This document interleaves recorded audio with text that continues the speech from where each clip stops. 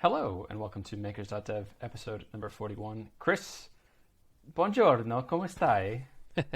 Yeah, you are in Italy, right? I'm in Italy. How's that going? It's so much fun. I spent the last week in Croatia, went to Dubrovnik, went to Split, went to Korčula, and was in full vacation mode. I have nothing to talk about that's work related, but I sure do have a whole bunch of really cool drone footage. Uh, and this is like the first day that I've gotten to sit down and do work. And oh my gosh, it's so nice. I'm so happy to be able to like sit down and do stuff. Specifically, something that I'd like to ask you about involving GPT-3. I finally got access to GPT-3, and I got it like in the middle of this vacation, so I haven't gotten to touch it until today. Exciting. Uh, yes. Oh my gosh, I'm so excited.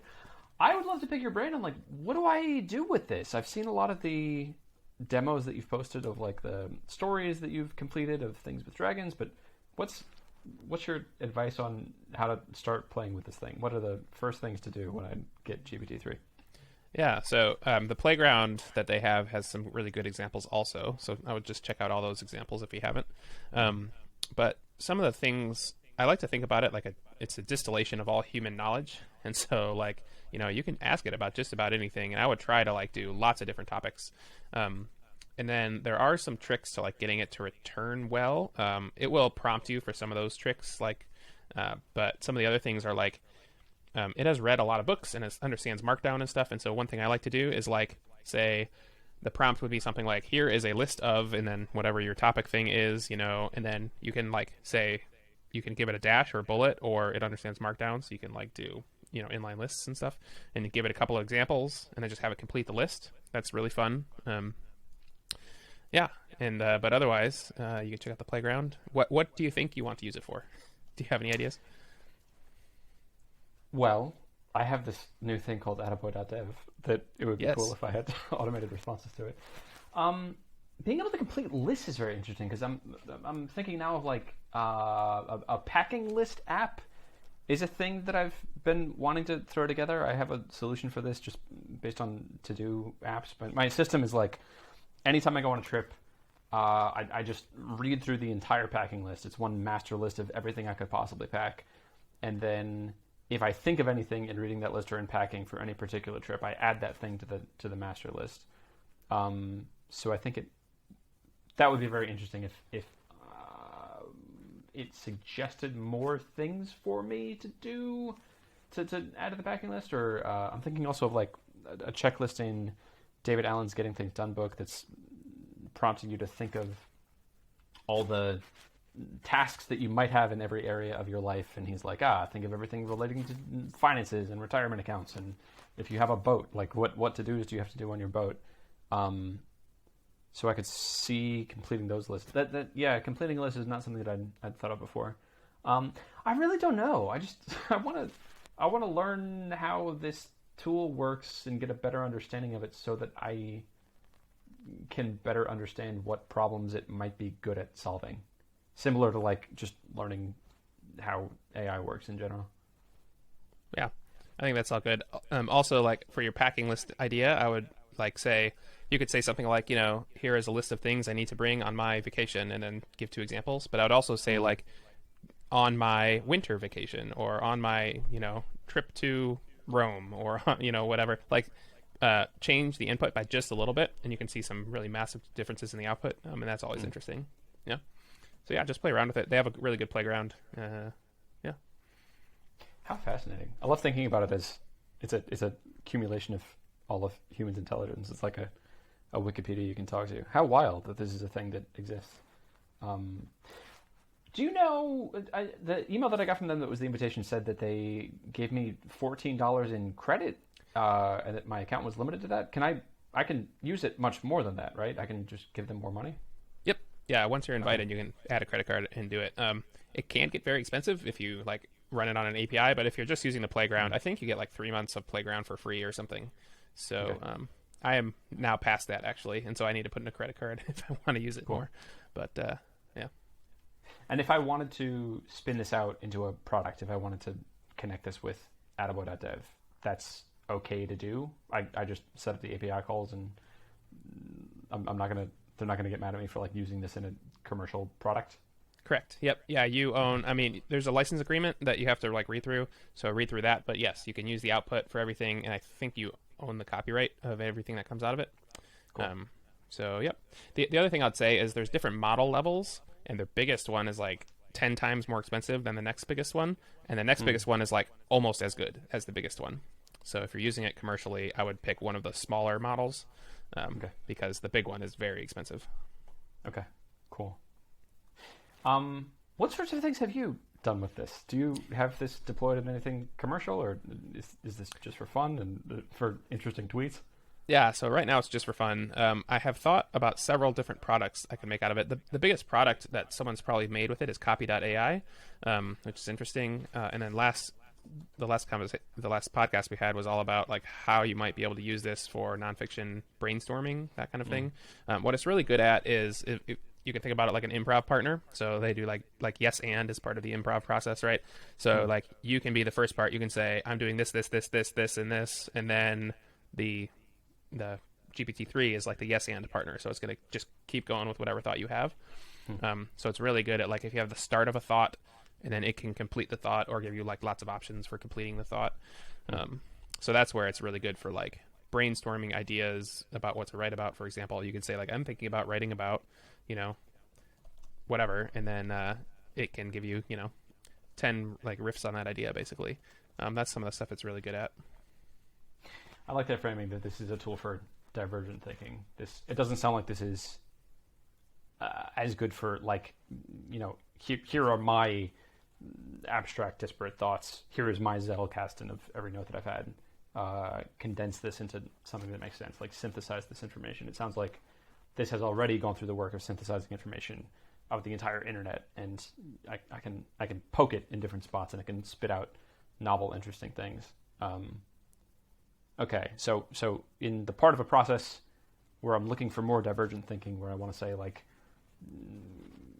come up with more things that are like this.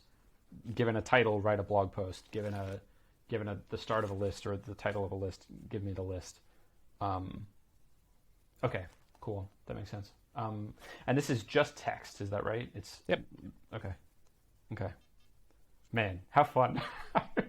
This is the closest thing we have to like a commercially available general AI. I'm so excited to play with this. Yeah, I've had a lot of fun just playing around with it too. Yeah, it's neat. We talked 2 episodes ago about the difference between a zero-shot learner and a few-shot learner. GPT-3 is a few-shot learner because I give it an example of the thing I want, and then it learns the rules of the game from that and gives me the result. You can hear it. You can treat it like a few-shot learner or a zero-shot learner. So you can say like I'm going on a vacation and I need to pack, and then it may complete it like a list of things, or it may complete it like I need to pack lightly so that I can hike up the mountain, like as sentences.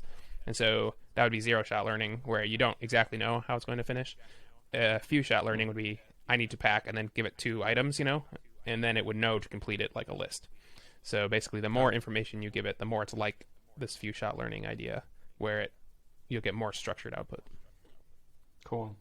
Have you, in the time that you've spent playing with it, built any heuristics of like the sorts of things that it's better to give it examples versus the sorts of things that it's better to just give it a title, or does it depend and you just play around with it and see what you get? It very much depends. I don't think I have any great ideas about that. I will say it is really good about like fiction. If you're trying to do like facts, like nonfiction, it will say something that sounds very plausible and is often extremely wrong. So don't rely on it for nonfiction, I would say. Okay, noted. That's kind of dangerous. Like, yeah, it has all the intelligence of knowing what a fact sounds like, but interesting. Yeah, I don't know how I feel about that. Neat. I'm excited to play with this. What did you get up to while I was gallivanting around Europe and doing nothing productive?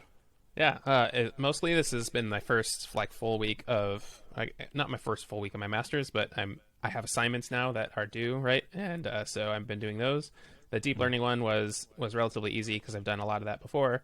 But now I'm doing my parallel systems one, which is in C++ using threads, which I haven't done for 15 years. And so, the problem itself is pretty interesting. I can talk about that. So the problem that like it's a bit of a toy problem, but also like important for lots of parallel problems. So you have an array of values, and then the output has to be the same length array, but every item is the addition, so the sum of all the items that have come before it.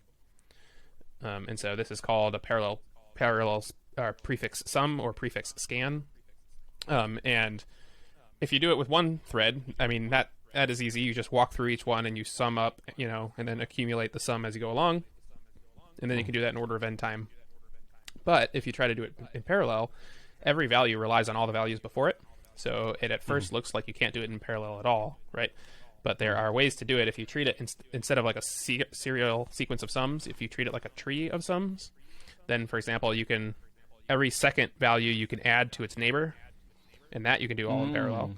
And then every fourth value you add to its neighbor 3 away, and then every 8 value 7 away, and then so that's called a reduce step. And then you do the exact same thing in reverse, and then that is log of n time instead of n, or log of n depth instead of n.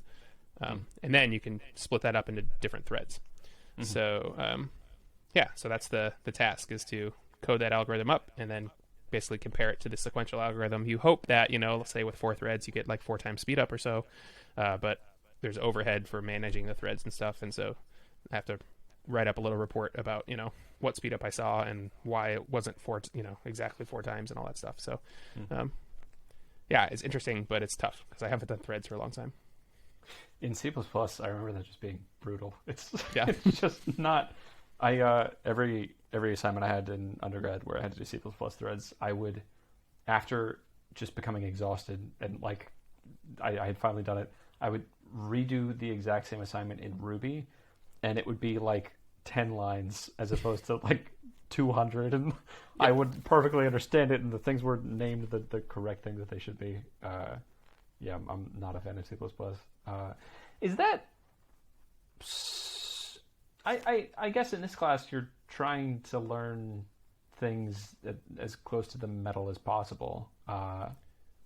This doesn't seem like the sort of thing that you would be doing, but I guess the point of the class is just to get you more comfortable with like, this is what's happening under the hood. Yeah, so it builds on itself too. So this is the first one, so it's very close to the metal using threads. The next one is going to be a CUDA. I think we're probably going to do the same example, but with CUDA. And what that means is you could run it on a GPU. So instead of doing it with 4 threads at a time, you could do it like with 100,000 operations at a time, or no, 10,000 operations at a time, right? So like you can split up the work into 10,000 chunks at a time. Okay. And then after that, we go a little higher level. So I say a little, but we're using Go after that, and then Rust after that. So Go has very interesting concurrency thing. So under the hood, it uses I can't remember what it's called now. In Go, they're called channels, which is a very lightweight way to send work distributedly over the network. And then in Rust, there's very interesting shared memory primitives. So yeah, it gets a little more abstract after this, but. Yep. Threads. What is CUDA? I vaguely remember you mentioning something about that, but... Yeah, sorry. CUDA is how you program GPUs, basically. It's a special way to tell the computer how to do these parallel operations. Yeah. Okay. Is it a language or a framework? I think the language is actually still C++, but CUDA is like I guess it's a library. I will know more in a month, but yeah, I think it's a library, and it has all these like ways that you can tell the GPU to do things. Gotcha.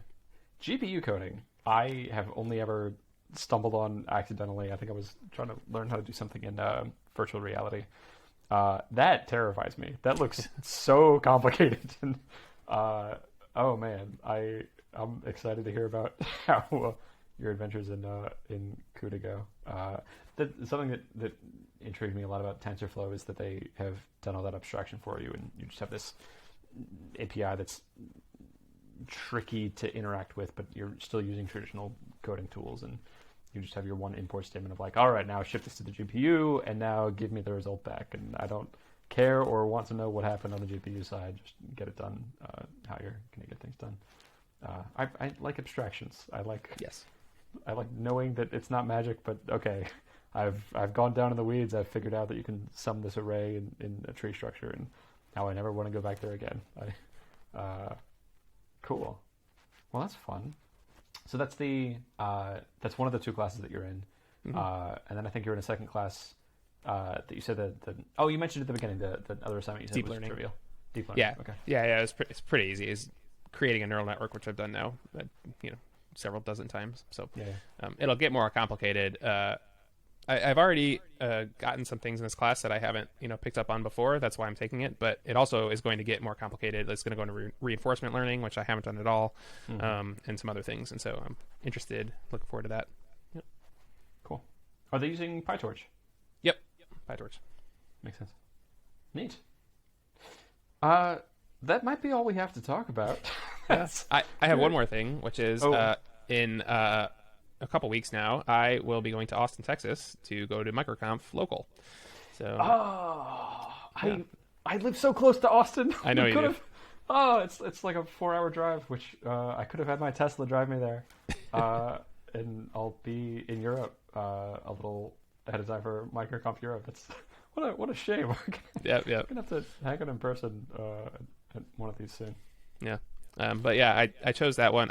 So I almost didn't go because of COVID, right? But I'm vaccinated. I can wear masks, and they're requiring vaccinations for everybody at the conference. So I feel, nervous, but okay about that, I guess.